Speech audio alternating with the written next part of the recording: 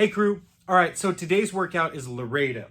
This one, it's a hero workout. It's 6 rounds for time of 24 air squats, 24 push-ups, 24 walking lunges, 12 on each leg, and then a 400-meter run, okay? We're gonna go through the ways you can modify if you can't run or lunge, or you've gotta adjust some of those movements. Maybe you're looking for a new way to do your push-up, okay? But a big thing I wanna remind you of is hero workout, right? And hero workouts are special.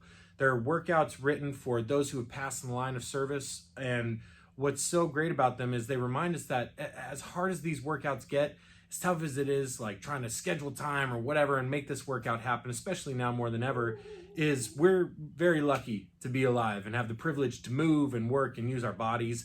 And that's what these workouts remind us, that no matter how hard they get, the goal is to just enjoy what you're doing and keep working hard, right? Push yourself for these 6 rounds. Get in touch with me on Instagram or text message or josh@crossfitironindustry.com if you need modification adjustments or any more information. But this is a workout. Let's have fun. All right.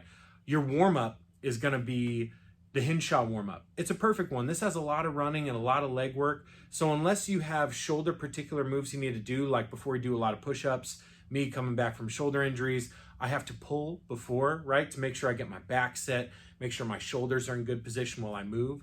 So do the Chris Hinshaw warm-up, those walking drills where we do our lunges, our toe touches. It's on YouTube. I'll add the link in the email.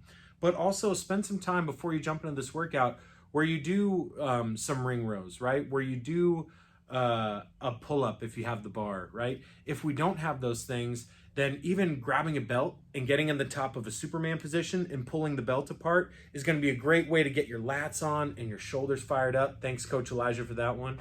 And we're just going to have more things that you can start doing to start addressing pull-ups and push-ups as you're going, okay? So do your warm-up and let's get after it. Hey crew, all right, so let's start breaking down the movements that we have in Laredo. First is the squat. So when we talk about our squat, a few things we always mention in class, it really starts with our stance. So I want to make sure the whole time you squat, you're able to keep your heels on the ground, right? Not such a way that when I start to squat down, those heels come up, you see daylight underneath, right? That puts a lot of pressure on your joints, and we want our muscles to work. So keeping those heels down, you're trying to get your hip crease below parallel and standing all the way up. Chest is up, down, and up. We go through 24. So if you need to modify because of depth, or maybe it's because of a flexibility issue that you find you kind of get here and your back rounds a lot, or you fold forward in your squat as you get down, then we're going to modify by taking a chair from the dining room or use your couch as a spotter. I have a bench right here. I'm going to line up with the bench behind me, trying to keep my chest up. I sit back and stand up. Now the bench should be at a level that's just a little bit lower than you can already squat without support, so that you're trying to get better at it. I'm not just gonna bust through these and move really quick and drop to the bench, but I'm gonna keep my chest up. I'm gonna sit down and try and control it as long as I can. That's how we're modifying the squat. If you're not squatting right now because your knees, ankles, something like that, then let's go ahead and jump rope for a minute instead of the 24 reps. Or let's do 24 sit-ups, 24 Russian twists, right?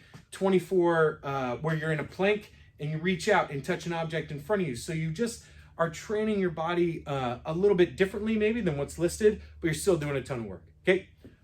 Same goes for our lunge, right? We can modify our lunge for core work if the same issues are bothering you in the lunge as the squat.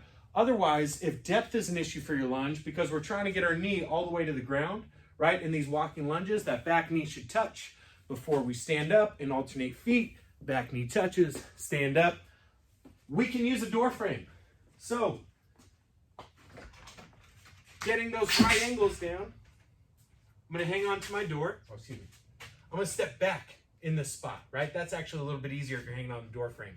So you're going to do a reverse lunge and stand up. And I'm hanging on to the frame for a little assistance.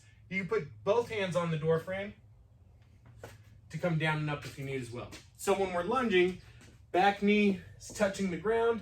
I'm making good right angles. And again, if depth is an issue for you, find a door frame. Hang on to something for a little support as you work on that lunge, okay? Now let's talk about push-ups. All right, crew. So we've been doing a lot of push-ups these past 2 weeks. And so hopefully you're starting to get a little more comfortable with them.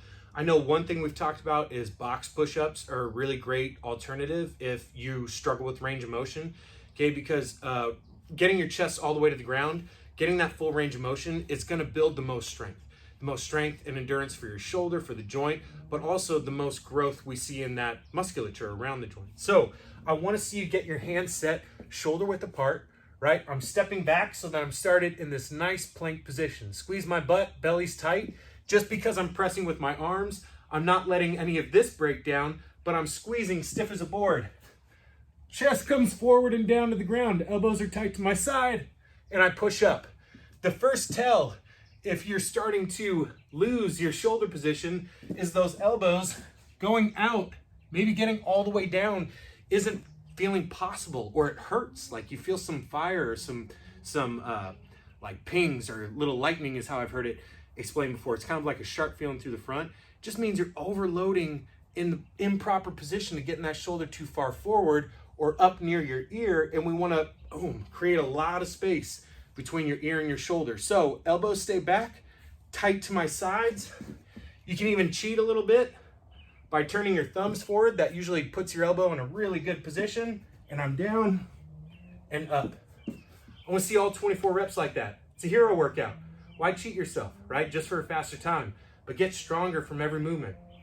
If that's too tough, we have our box push-ups or our bench where you get up in an angle.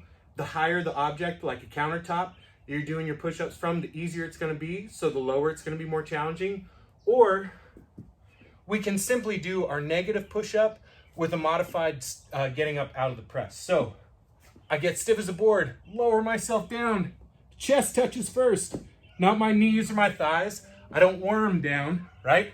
But I lead with that chest. Then I drop my knees, worm up. So I'm doing the negative down. This is also a really great trainer to learn how to do the worm, just so you know. You're going strict on the way down, worm yourself up. You get a lot of great negative reps. Again, it works through that full range of motion, so it's a good one to do. You're not cheating yourself. You're working at the level you're at, okay? So show me 24 strong push-ups, and then you got a 400-meter run. So like we mentioned, if running is not accessible to you because of an injury or just safety issue, you're not sure like what distance you're running, then I would say jump rope for 2 minutes. Toe taps, right? Like get step in front of you and step up and down really quickly.